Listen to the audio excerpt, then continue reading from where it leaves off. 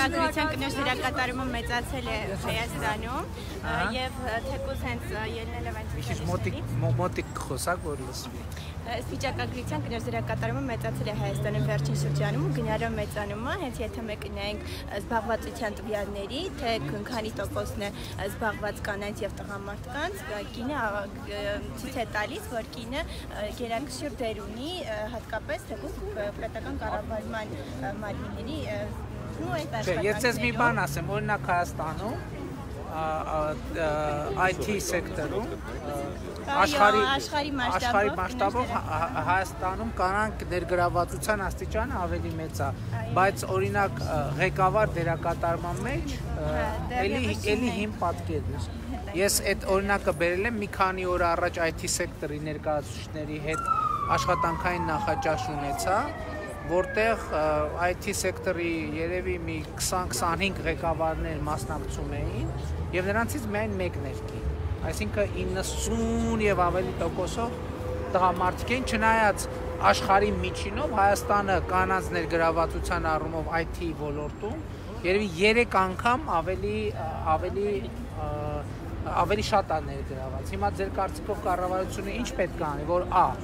Հայաստանում կանանց իրավունքները ավելի պաշտպանված լինեն, B. Որպեսզի կանայք քաղաքականության մեջ, հանրային կյանքում, պետական կառավարման ամեն դեպքում ընտանիքը եւ ընտանիքի մասին մեր պատկերացումները չեմ ասում լրիվ կարծրացած, բայց այնուամենայնիվ հիմնական արժեքային մասով է կարևոր է, չէ՞։ Այնուամենայնիվ կառավարությունը սկսենք այնտեղից, որ կառավարությունը ինչ է ձեռնարկի, եթե անգամ հատուկ աշխատատեղեր թափուր աշխատատեղեր լինեն ու հրավիրվեն կանայք, հենց եթե այդպեսին լինի հայտարարությունը, միևնույն է տղամարդկանց կարծիքը դեռ չի փոխվել ու իրենք դեռ չեն թողնում, որ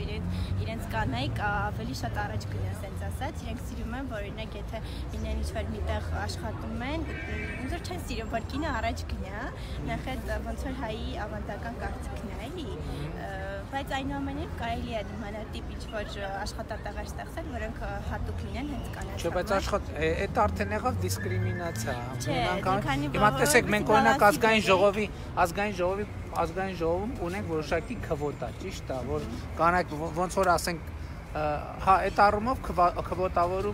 քվոտավորումը տարբերակ է։ Չգիտեմ, պետք է մտածել, թե ուրիշ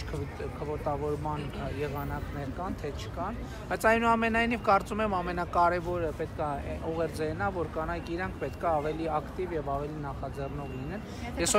Ես օրինակ կարող եմ շատ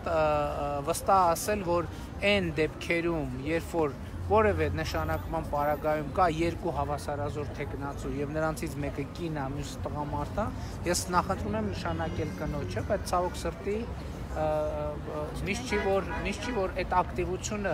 ունենք, շատ դեպքերում եղել է ես առաջարկություն եմ արել, հրաժարվել եմ, ընդհանուր նախարար լինելու առաջարկ եմ արել, հրաժարվել եմ, չգիտեմ ինչ պատճառով, պարտադիր չի որ դա ինչ որ